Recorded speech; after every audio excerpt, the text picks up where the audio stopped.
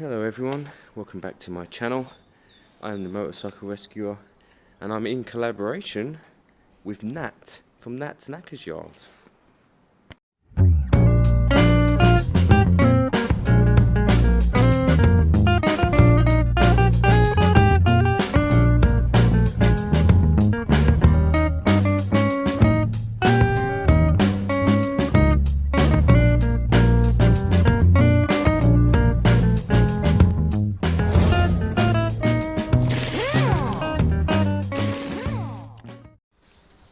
Alright guys, this one's undone, they're loose and they're ready. Very yellow fuel came out, let's see what we're working with. Bloody hell. That is, oh my god. That is unbelievable guys, that is Can you smell it? Yeah, I can smell varnish, it. It's varnish, yeah. That is crazy. That's battered. These carbs need a very, very, very good clean guys. I'm gonna get down to that now. Yep. So guys, without being too dramatic, these are the worst carbs I've ever had to clean. They're shocking. They're not savable actually. I'm sitting here and I'm thinking maybe I can save them. I don't think they're savable. The float is completely stuck. It won't come out. It won't go in. It's stuck solid. The Phillips here won't come out, stuck solid, so I might have to put a slit in it, try and get it out with a flathead, and then see if we can push the float out from the other side. But it's C solid. Can't get the idle jet out. Don't even know where the air fuel jet is. I wouldn't even touch that if I'm being honest, but it will need a good clean. And we haven't even done the other side. I've got that soaking in fuel. I've got the main jet soaking in fuel. Anything that fits. The floats, they're just all that yellow, all that varnish. These carbs are finished, I think. I know Jake's not going to like that, but these I don't think they're savable. I am going to put a slit through that and try and undo it with a flathead. I'm going to try and get the floats out. I haven't even looked at this side yet. Let me pop this side off and we'll see what's going on. Second bowl guys, look at that. That is thick varnish. It smells so varnishy. Again, I mean, look at this. See it? It's thick. It's like golden syrup. Yeah, I'm not sure. I'm gonna try my best. I'm not sure these can be saved. I think this should be a second-hand set. I think would be the ideal. Let me try my best. I'm going to try and get all this out and I'm going to soak the second bowl with unleaded like I am the first bowl. We'll try our absolute best, but I don't think this can be saved. Okay guys, so I'm working away here. They're just shocking. I'm desperately trying to clean them out. If you look over here, that's fresh fuel, and look at kind of how it's turned already, but fresh fuel is very good for cleaning old crap. I'm extremely skeptical. I cannot get the idle jets out at all, and they're clogged. I can see they're clogged, so I'm failing there. I just can't get down to them, and when I do, they're just rounding off. So I'm going to try. I've sprayed lots of release spray down there. I don't know. I need like a lot of chemical, and I need to leave these in a bucket overnight or something. That's kind of what is needed. It might even be petrol, like the high octane stuff. There's some still in the can, isn't there? So maybe if I had a container big enough, I'll just dump all this under and leave it overnight and let it clean itself out. Maybe. I mean, I'm using kind of small bits of wire and I'm cleaning channels and stuff, but I don't know. I mean, the main jets are fine. They're easily cleanable. You can poke them out with wire.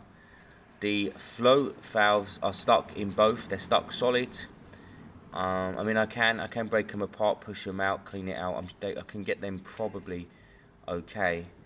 But the idle jets are caked and clogged and I can't get to them. So I'm going to try a couple more flatheads, see if that helps. And then I don't know where we go from there, if I'm being honest. Alright guys, so I've popped lots of bits off. It is so bad, it's so bad. It's caked in that kind of like golden syrup. So it needs to soak. I'm going to put it all into one pot, into this pot. For example, let me show you. I got the, right here, that's the float container. It's full of the black stuff in it. It's just terrible, so it needs to be in here. The actual, let me show you the actual float itself, which was stuck. I had to force it out. That's the actual float valve itself. Sorry, let me try and get some zoom in on there. Is that better? Probably not, but anyway, it's caked. That won't be reusable. I'll get a couple of Jake, or I'll buy some OEM ones. So I'm going to keep that aside for the size, but not usable. Haven't even taken the other one apart yet. Let me show you what they look like. So one moment. Here it is. So they come like that. I then pop off the housing. The float's stuck in that one as well. Separate it, chuck it in there. It's gonna have to soak overnight. I did get the air jets out, the idle jets out. I'm soaking them now, but again, I'm gonna put them in here.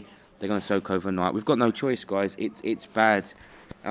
Ideally, I would soak all of these channels overnight because I don't know how bad they are, but I'm gonna have to just keep pumping fuel through and cleaners from every entrance. These ones, any little ones here, I just need to keep caking it through so that it's clear, and then everything else will clean.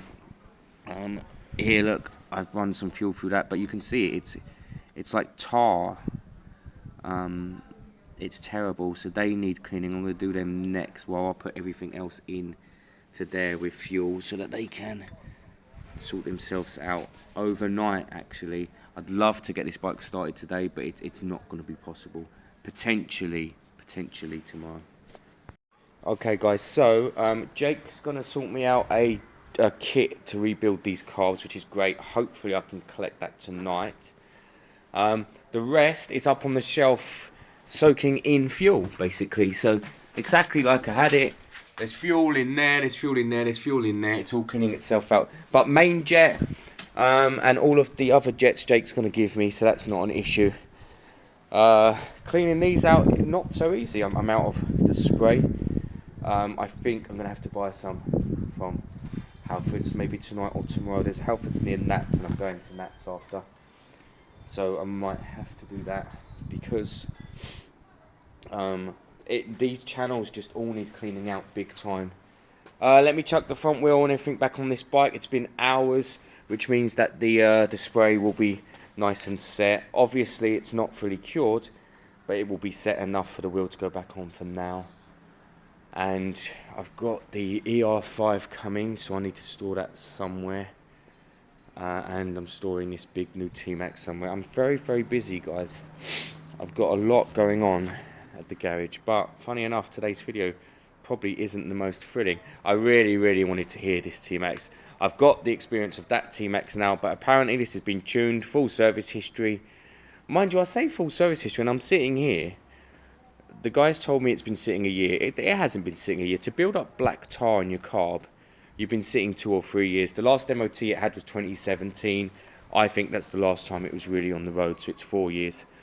So full service history up until 2017, and then it's kind of been left to rot away. But hopefully I'm going to do the work that it needed at the time, get it all running on the road, and then that really is a special big tmax. So front wheel back on this bike. Let's finish off with the DNA back on its wheels for today.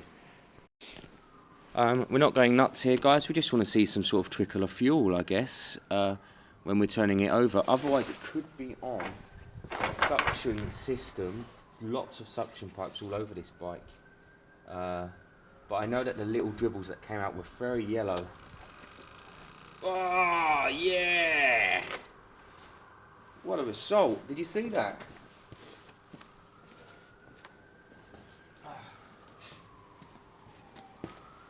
That went from very yellow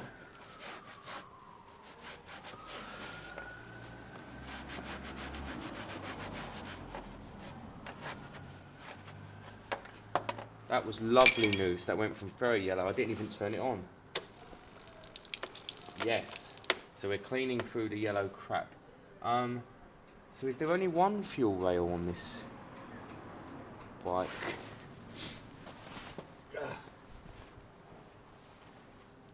It must be, I think that's coolant.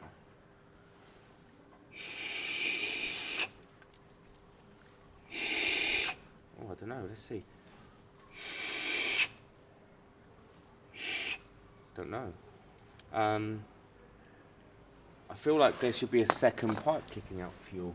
There should be another one. Let me check again.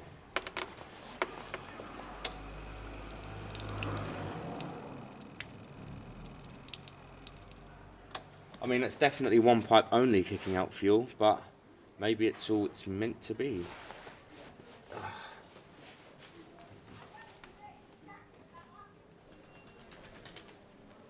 Cool, I'm going to clean off the fuel I just spilled. That was my bad, but you have to check. And if we're really lucky tomorrow, we'll see a starting bike. If we're really, really lucky tomorrow, we'll get to clean the brakes. We'll see a starting running bike. As always, everyone, thanks for watching. I'm going to pick up the ER5 from Nat.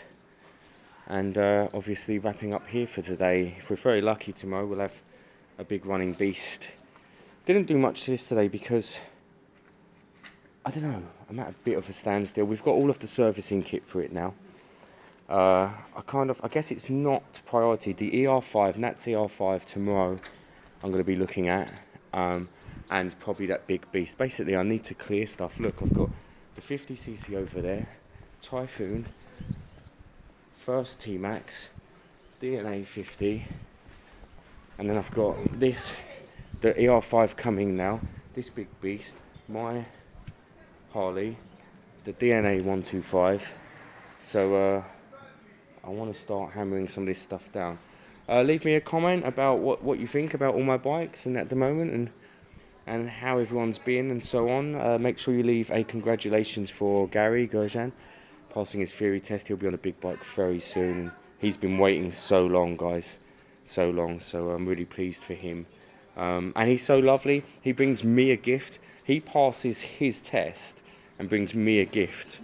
And that's shocking, but I will pick him up something.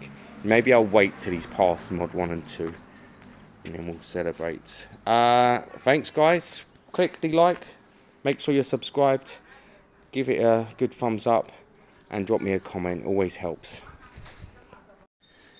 So I picked up Amanda's panels, freshly painted from Nat's Knacker's Yard. Absolutely stunning. I just couldn't have done it. I just can't do it. The more and more I watch Nat, in my head I get close. In my head I'm closer to being able to manage this, and I'm going to be attempting it on the old ZL 600 at some point. So I'm going to have to think about what that looks like for me. I love the I don't know what you'd call it, blotching maybe, and I love the fact that you can get away with imperfections using this system because it just looks stunning anyway. So the DNA 125 is ready to be pieced back together. I need to top up the coolant. And what else did I need to do? Top up the coolant. I need to put the new relay on. Amanda kindly reminded me of that last night. I've got that at home actually. I need to grab that. To be fair, this one's been working, but obviously it's worth chucking on the new one. And then we need to get back on track with this bike, get it back up to as it should be. So, I'm going to put on some of the panels. We're going to start getting this back up. I'm going to put the front back together and so on. And then we'll do the little bits and pieces, the relay. And I have Amanda's actual battery at home, but I don't think it's the strongest. Now, this isn't priority today, although I need to get this done. Priority is the Nat's Knacker's Yard, although the Motorcycle Rescuers ER5. So I sold this to Nat with with in mind of him doing one of his amazing paint jobs, which he did. He did that stunning gold flake paint job, because everything else around this bike was color coded and shined. So someone had done a lot of work, and it doesn't take much to shine it all back up, including side casings. Where it is let down is the frame. The frame's not great, and I know Nat's plan now. He's got a second set of panels and tank that he's going to put on, so he's fine. But obviously he needs a bike that starts, runs and rides. Now I think we've been hit, which this happens often, guys. I talk about this a lot, with a second intermittent fault. So we know that there is no fuel in the oil because the level's right, the colour's right.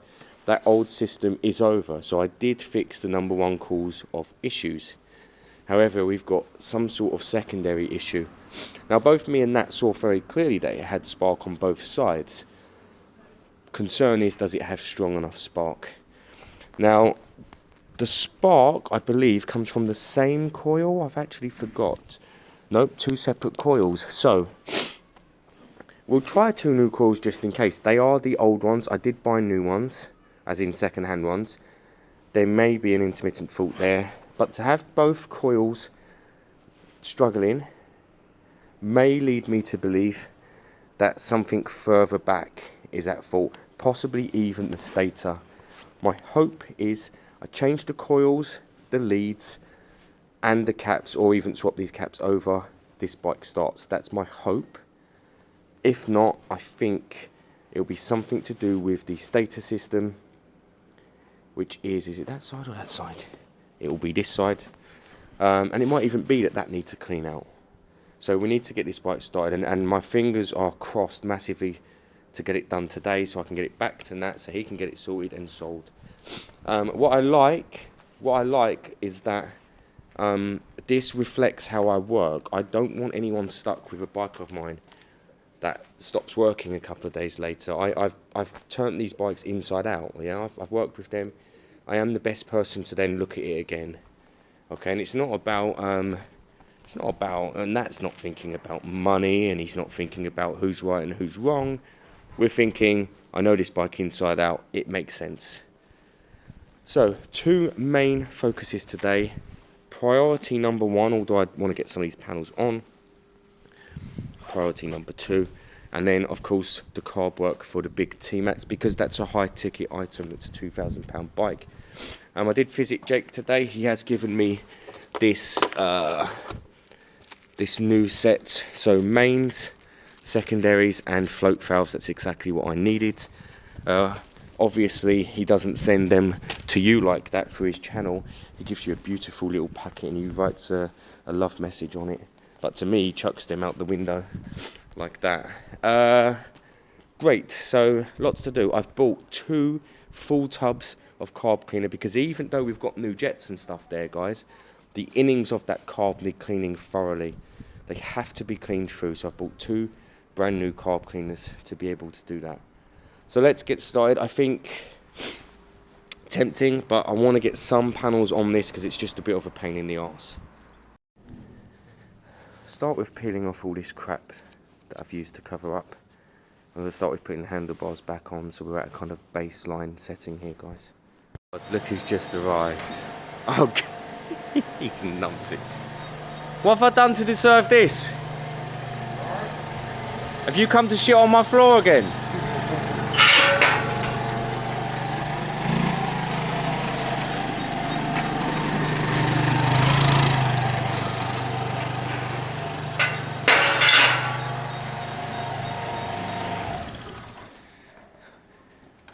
Alright. Alright. What's going on? Where's the seat lock gone? Huh? Where's the seat lock gone? I had to bloody... the thing fell out when I was driving and I couldn't find the fucking thing. It doesn't just fall out, it's part of the key. You have to put the key in to get it out. No, I know, but it was loose. So you know the thing in there, it was loose. The barrel, yeah. And it fell out. So me and Raj had to try and bloody... Don't make sense. Look, the clip is still there, and you have to put the key in, take the clip out to get it out. Have you dropped this bike? No. At all? No, I haven't. At any point? No, I haven't. No. What's going on now? It's not charging. Yeah, that's the issue that we're on at the moment, yes. Alright, let's have a look. So you have come here to shit on my floor. Who sold you this piece of crap anyway? Do you know what? You've kept it in okay nick, actually. It's not, you know, it is kind of as it left here. What are these liquids? Because they've melted the paint. I'm surprised. What is that? I saw that last time. So something's drained down. Oh, gas. You must have overfilled. Look. Oh, shit. It might be At some point, yeah. And then it's rolled down. Okay, that makes it. The fucking, the petrol, I'm through now, but there's a green circle there, so I'm trying to get onto that green circle. No, you don't need it that high. Explodes. Just put the, it stops itself, doesn't it? You don't need to go right to the top, because look, that's what's happened. It's spilt, and it's done the paintwork in. Right, let's get the multimeter out. Let's see what we're working with.